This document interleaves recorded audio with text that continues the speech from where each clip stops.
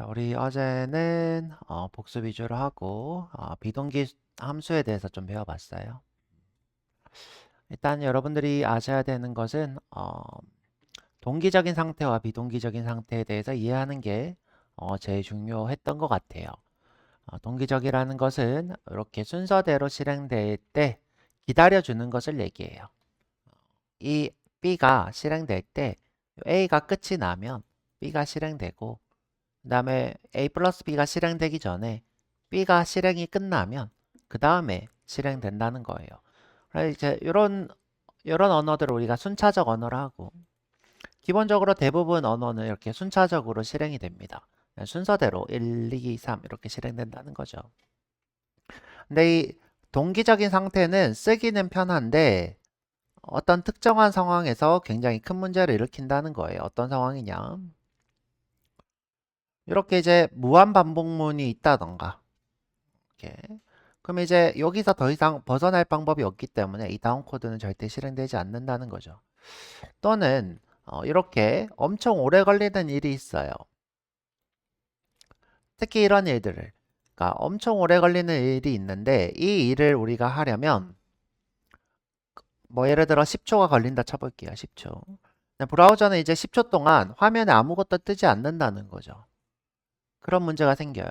그래서 이제 이렇게 동기적일 때는 이 포문이 끝날 때까지 기다렸다가 로그가 되고 그럼 이제 스크립트가 끝나고 나서 브라우저가 렌더링 되기 때문에 우리가 화면이 안 뜨는 멈춰버리는 일이 생긴다는 거죠.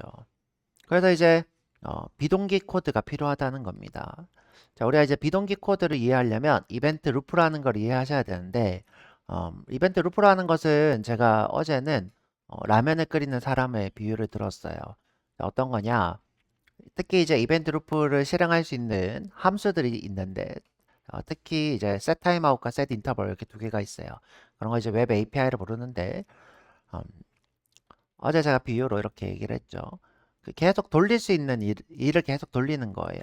사람이 이제 자, 이 일을 실행하는데 일이죠, 이거. 자, 이게 일입니다. 이 일을 실행을 시켜놓고 자기는 다른 일을 한다는 거죠. 계속 또 다른 일을 또 하고 근데 이 일이 또 해야 되는 일이야. 그러면 또 돌아와서 또 하고 또 하고 이런 식으로 계속 루프돼서 실행된다는 거죠. 이런 걸 우리가 이벤트 루프라 부르고요. 혼자서 일을 하지만 마치 여러 명이서 일을 하는 것처럼. 그래서 제가 어제 이런 얘기를 했죠. 라면을 끓여놓고 그럼 이제 불에 올린 상태에서 전자레인지에다가 무언가를 돌려놓고 또 반찬을 꺼내고 마치 뭐예요? 여러 명이서 라면을 끓이고 전자레인지를 돌리고 반찬을 꺼내는 것처럼 동작하지만 혼자서 한다는 거죠. 이때 라면을 끓일 때 밑에 화구가 있고 전자레인지를 돌릴 때 이제 요 마이크로웨이브죠. 있는 것처럼 이렇게 사람을 도와줄 수 있는 이 웹 API가 있어야지만이 이렇게 이벤트 루프가 동작하고요. 대표적인 친구가 이제 set timeout이에요. 이 set timeout은 몇 분 뒤에 실행하라 이고요. 이 코드에서 이제 특징은 뭐냐? 자, A 플러스 A랑 B가 이제 10, 20이니까 여긴 30이 나올 거예요. 그죠? 30. 그 다음에 내가 여기서 자, 우리가 코드가 동기적이니까 20, 30을 만들었으면 여기서 50이 나와야 돼요. 20 더하기 30이니까요. 그런데 그렇지 않대요. 이게 30이 나온대요. 50이 아니라 뭐가 나온다? 30이 나오더라. 자, 이유가 뭐다? 이 친구를 비동기적으로 실행한다는 거예요. 비동기적으로. 얘는 순서대로 실행이 되는데 얘는 순서대로 실행이 안 되고 얘가 먼저 실행이 될 수도 있고 얘가 먼저 실행이 될 수도 있고 지금 현재는 이 친구가 먼저 실행이 되죠. 그래서 30이 되고 그다음에 이 다음에 이 친구가 실행이 될 수도 있다는 거죠. 우리가 이런 거를 이제 동시성을 가진다고 그래요. 이 친구가 동시에 실행되는 바람에 이게 바뀌는 동안 이 친구가 실행이 안 된 거죠. 그러니까 이게 바뀌는 동안 이 친구가 실행이 돼서 죄송해요. 이 친구가 바뀌는 동안 아직 안 바뀌었는데 실행이 돼서 이 친구가 50이 나와야 되는데 30이 나왔다는 거예요.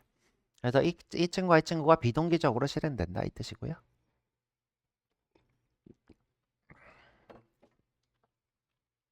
그래서 우리가 어떤 상황을 추측하기가 좀 힘든 경향이 있어요. 비동기 코드는. 내가 바꿨으면 50이어야 되는데 안 바뀌어 있는 거죠. 이렇게 추측하기 힘든 특징이 있고 대신에 이제 장점이 우리가 이 코드를 비동기적으로 실행해버리면 화면이 먼저 뜰 수 있다는 거죠. 지금 보면 이렇게 10초 걸리는 일을 우리가 이렇게 셋 타임아웃에 실행해버리면 브라우저가 먼저 화면을 띄우고 얘를 실행하기 때문에 우리가 이제 어, 화면이 멈추는 현상을 막을 수 있죠. 여러 명이서 실행하는 것처럼 보인다. 근데 하지만 이제 이벤트 루프는 결과적으로는 자바의 스레드처럼 여러 명의 스레드를 만들어서 하는 게 아닌 거예요. 혼자서 처리하기 때문에 이렇게 오래 걸리는 일을 쓰는 것이 그렇게 권장되지는 않는다. 그런 거를 이해하시면 좋을 것 같고요. 그 다음에 이제 우리가 어제 배워본 게 인터벌이 될 거예요.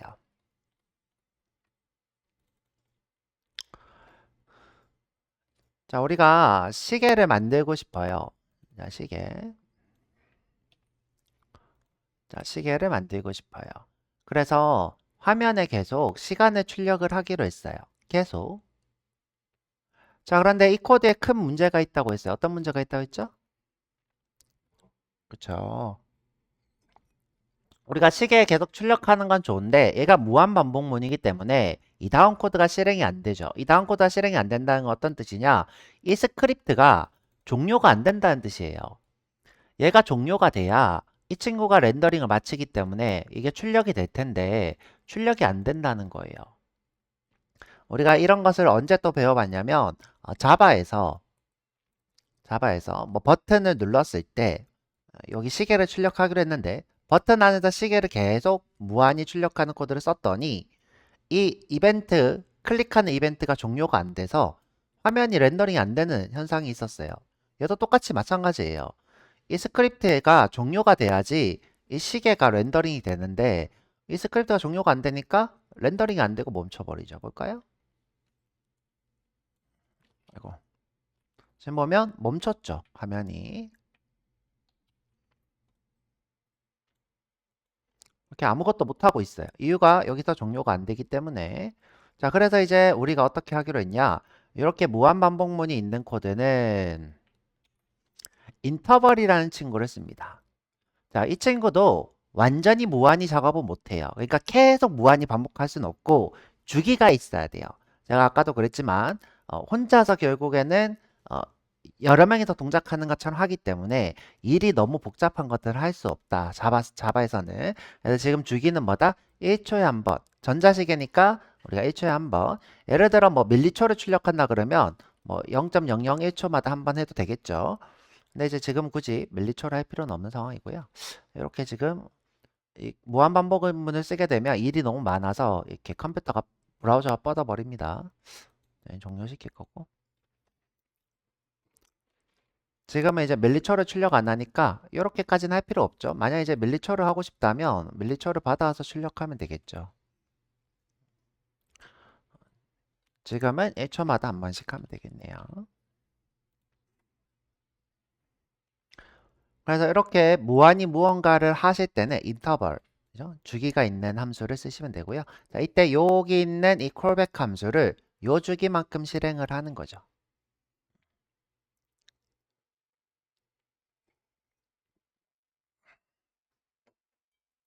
그 다음에 아까 봤던 것처럼 setTimeout은 요 시간 뒤에 출력하는 거고요. 요 시간. 지금 밀리초니까 113초 뒤겠네요. 113초. 제가 이제 원래 1초였는데 너무 빨리 뜨니까 기분이 나빠서 10초였나요? 10초는 너무 빨리 뜨니까 기분 나빠서 엄청 늘려놨는데 10초 뒤에 경고가 뜰 거예요. 3초 뒤였구나. 이렇게 10초 뒤로 해놓고 그 다음에 이제 우리가 잠시 배워본 게 여기 보면 데이트라는 친구가 있는데 이 데이트가 여러 가지 문제점을 가지고 있어요. 예를 들어 뭐 시간을 바꾸면 객체가 또 새로 생성된다거나 또 이 시계가 완전히 잘 맞지는 않다고 들었어요. 완전히 잘. 그래서 이제 요즘에 등록된 게 이 템퍼럴이라고 하는 객체예요. 이 친구가 좀 유용하다고 하더라고요. 그다음에 이제 이 친구가 또 단점이 뭐냐, 데이트가 우리가 이제 문자열 파싱을 잘 못해요.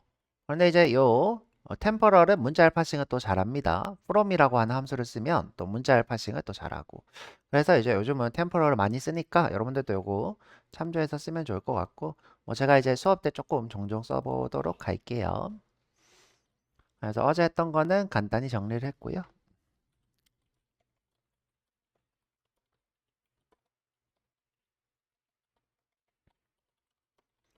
요 비동기 함수는 수업 때 계속 할 거니까 너무 걱정하지 마시고.